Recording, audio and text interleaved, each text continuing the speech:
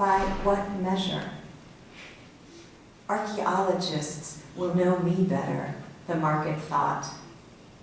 He took out a measuring tape from finger to elbow, elbow to shoulders. Not even lovers learn these intimate calculations. An obituary lists dates, ages, numbers of children and grandchildren survived by. Such a horrible phrase that brings to mind a group of wounded passengers staggering across a tarmac, wreckage, sirens, waiting to be saved.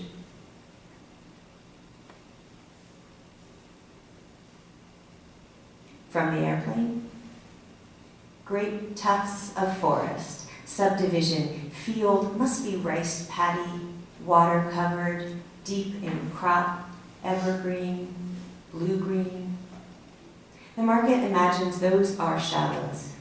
He can be certain of the water filtration plant, its pie graph slices, the curved roads of adolescent neighborhoods, shoulders of teenage girls. Only here he recognizes them as strip mine, dust lake, must be man-made, sky-hazed, first day of summer, patchwork of earth grown into a field of cloud. No horizon to be seen, and this terror, beauty of something that has no limits.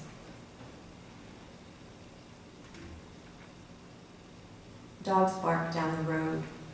Dogs bark out back all night, some with crickets and cars. At dawn, birds from window to window. The market showers. Water makes him feel present. Inside, a season of silence, except for the ceiling fan with its tisk, tisk, tisk.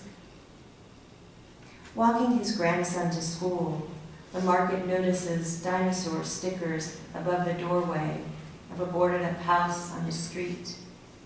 A dog chain wrapped around a skinny pine tree. The end is woven into the beginning.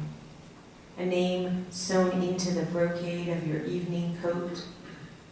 A sore inside your throat. Even the market knows this. We know nothing but this living, the market thinks. Not to go on forever without a beginning, middle, end, but a chance to learn something else. A single breath beyond this story. A book he saw with paint-covered pages, paragraph by paragraph erased. Whole neighborhoods, friends, memories turned white space, blind spot, skeleton, poem. In place of a thick life of prose, and no one to teach him how to read it.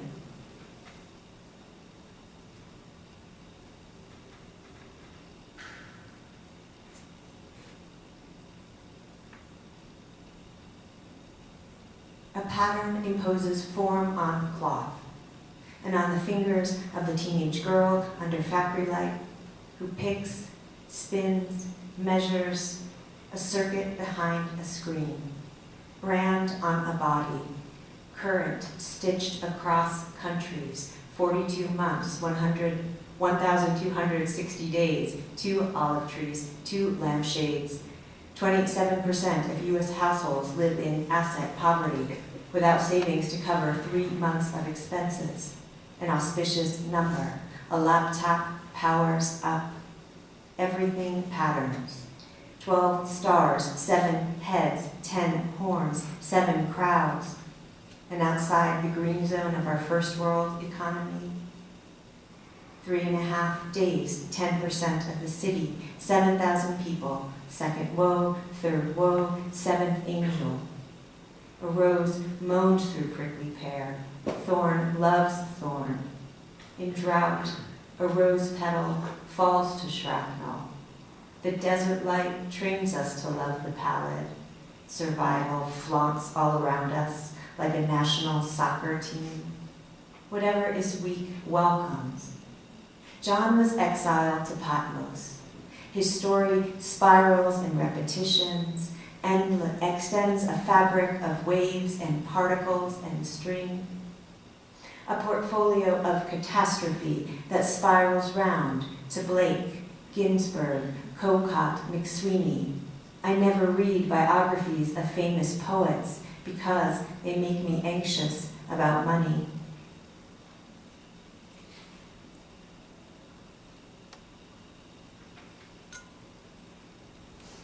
I'm going to read two more. You're so very quiet. Which I guess is good. I mean, you were very noisy.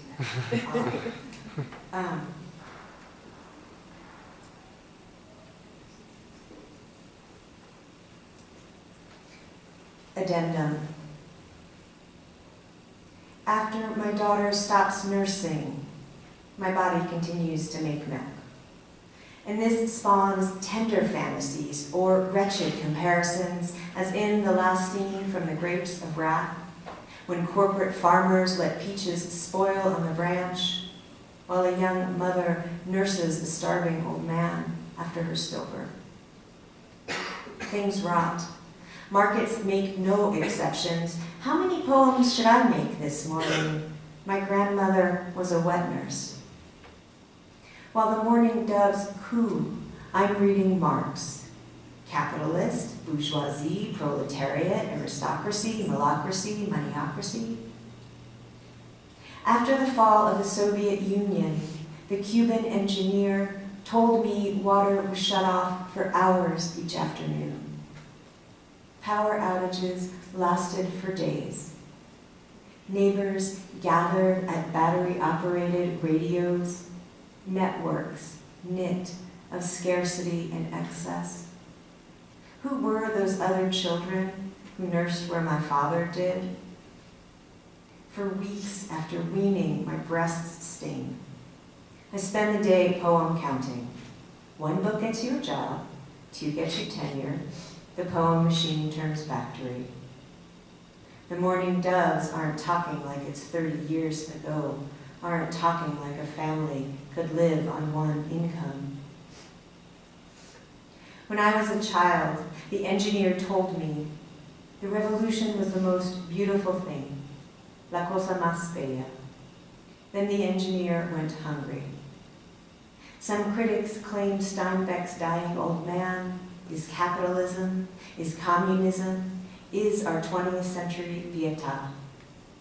Lack something long enough, and a market springs up like a peach tree straining towards the sun. Even the morning doves know this. The lesson of the nest is improvisation.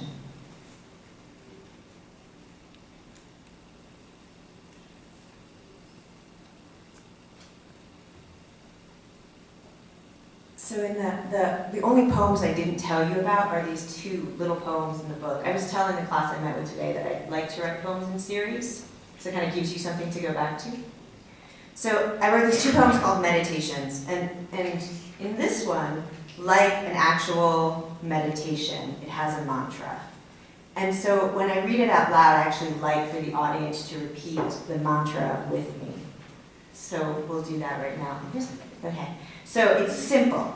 There's actually 3 different mantras that get repeated 3 times each, and I'll indicate when we have to repeat them, but we'll practice first. So the first mantra that you're going to say 3 times is, I am the avant-garde. I am the avant-garde. I am the avant-garde. I am the avant-garde. The second one you're going to repeat is DIY. DIY. DIY, DIY. And then the third one you'll repeat is I default. I default. I default. I default. You guys are great. You're naturals. All right, clearly Boulder has the mantra poetry thing down. Who would have thought? It's obvious, right? So when we get to those parts in the poem, it will be fairly obvious, but just in case it's not, I will raise my hand up high and then we'll just say, I am the poet. Okay? All right? Meditation. In the party store, Pier 1, Target, Kohl's parking lot, find a desert willow among the shopping carts. Walk around it, sunwise, repeating, I am the avant-garde, I am the avant-garde, I am the avant-garde. Repeating, DIY, DIY, DIY. Imagine a chart of median family incomes as big as the parking lot. Use it to determine where to abandon your car. I default, I default, I default. Your mind is a blood blister rising on your thumb, a ladybug. Among these shopping carts, you fortress. Among the plastic bags, you affirm. Lo, the light from the desert trees does not speak in numbers, costs us nothing. Here, as in a butterfly garden, everyone crawls before flight. Thank you.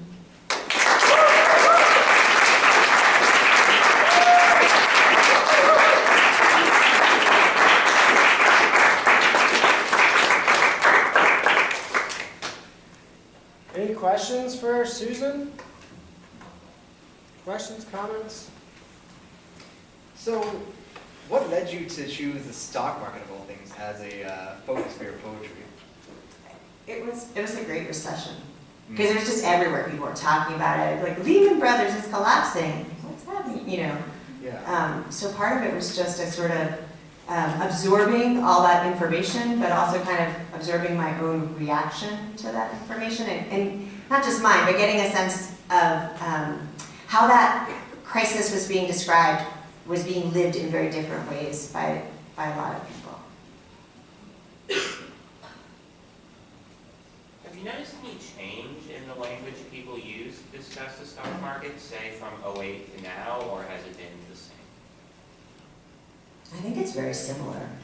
I mean, I think we have a kind of skepticism about it, but I think what is, so that there's like, well, we need to have some regulations. We have incorporated into our financial vocabulary too big to fail, But I think it's kind of shocking that it continues to remain this thing that seems apart from us.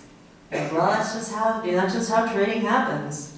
Well, banks will just do what banks are, that I find actually a little worrisome. Did you find that your opinion or understanding of the stock market and economics in general changed as you personified the stock market? I was surprised that when I personified the stock market, I was sympathetic to it.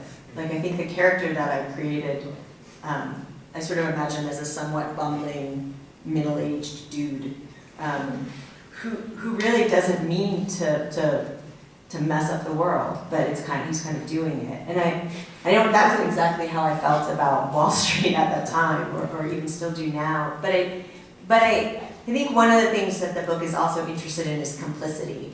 And so, I think if we're also going to say, well, maybe we can change our economic system or the way things run, we also have to realize we're part of it. So to constantly be like, oh, it's just Wall Street, like it's something else, isn't really useful. Is there anything in our modern times that is drawing your same attention, such as war on terror, racial issues?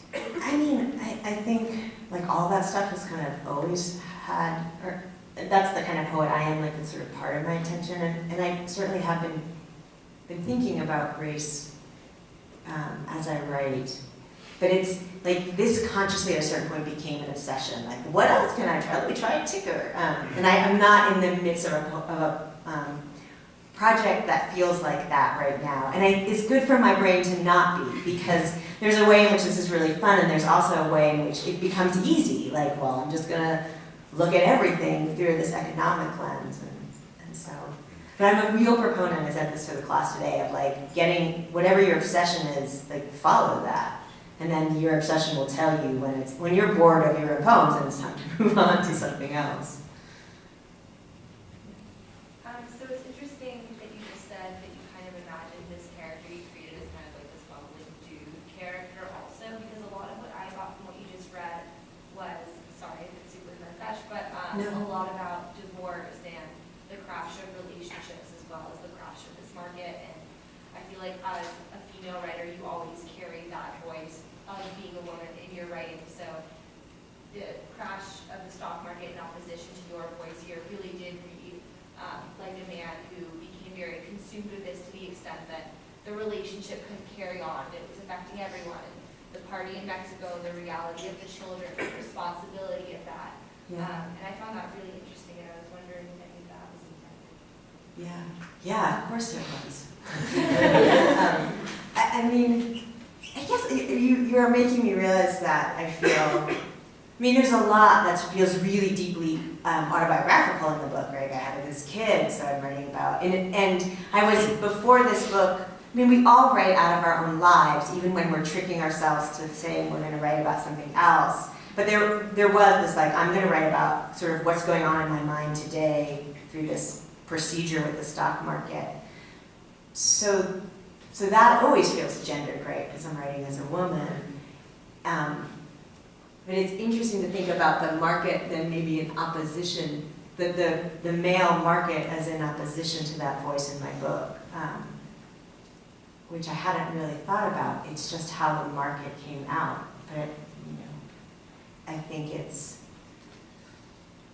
that the stock market is run by a lot of dudes. There's all kinds of, trading is much more of a male-dominated profession than a lot of other business professions. So that may be part of it too. And does that answer the question, kind of, sort of?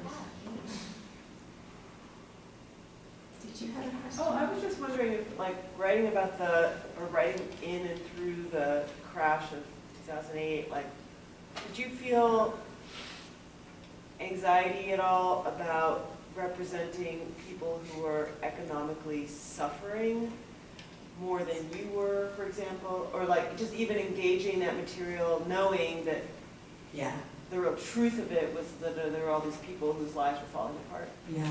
Yeah, of course. And now when I talk about the use of autobiography in the book, I really try to frame that as like, this was my intervention in my life is not supposed to be meant as even typical, because the fact of the matter is the economic consequences of that crisis are ongoing. I mean, I know a lot of people who have not.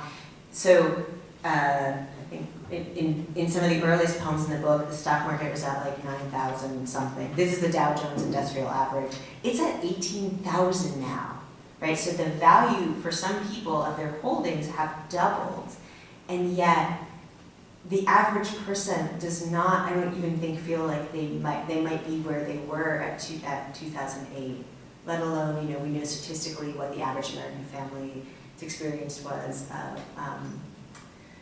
in 1970, where incomes were higher for everyone. The last piece in the book is another sort of hybrid essay, and it's called Mother is Marxist, and part of what it tries to do is kind of, again, sort of talk about complicity. Like, it's really easy, again, to just be like, the market is bad, capitalism is not working the way it's working. But it was through my own personal experience, thinking about the ways that I'm sort of complicit and implicated in, even things like police brutality, just by the fact that it still exists, right? Or how concerned about my child's safety in my situation, not my child's safety, but my child's education, but safety gets wrapped up in that. Living in Arizona means that I participated in the lottery, which meant that she's not going to the school in her neighborhood, which means I could, if I wanted, move my tax dollars away from a general pot for education into the school where she's going. So that's some way in which I try to think through those kind of ethical issues, because the ethics is important to me as well.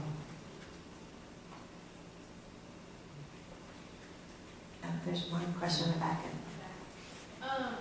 So I'm kind of thinking about these 3 mantras that you introduced and having the audience kind of participate and play back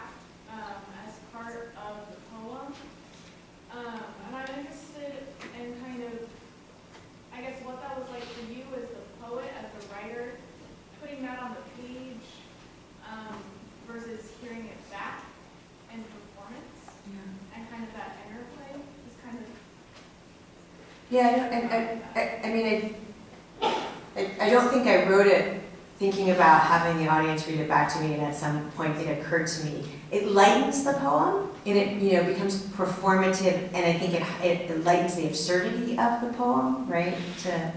To hear like a whole room of people saying, I am the avant-garde, I am the avant-garde. Which is fun and interesting.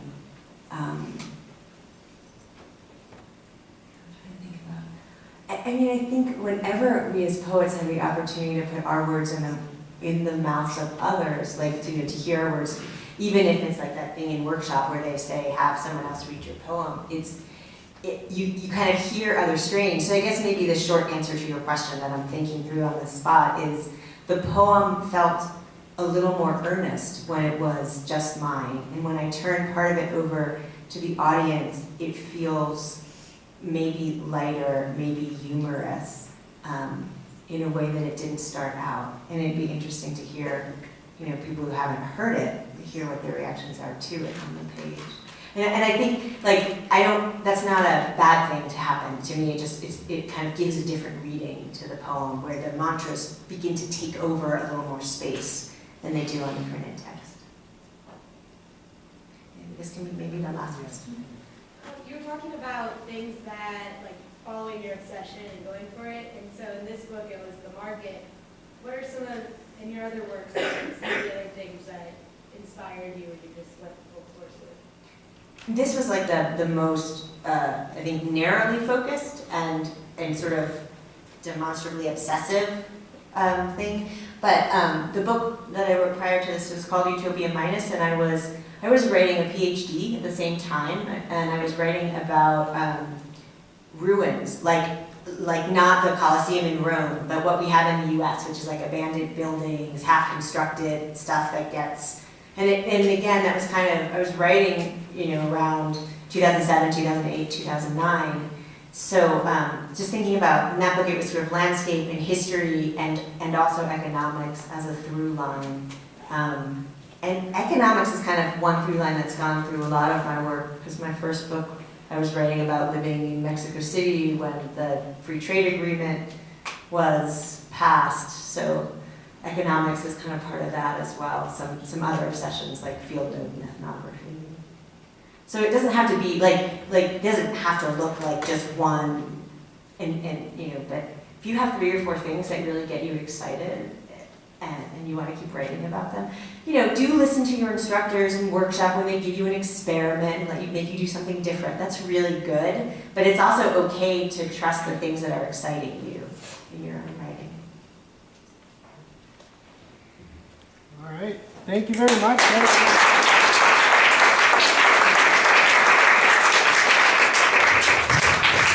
Okay, so give it up for Susan Briante and for my dear friend and badass poet, Ricky Ferrugas.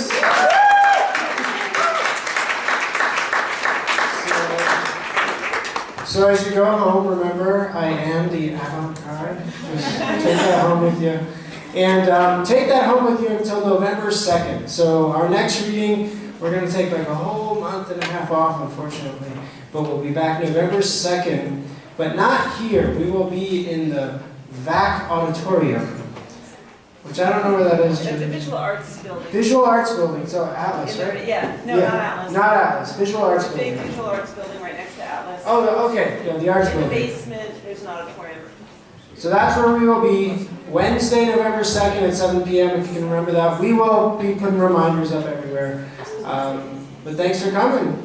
And have a great night. Right? Yeah.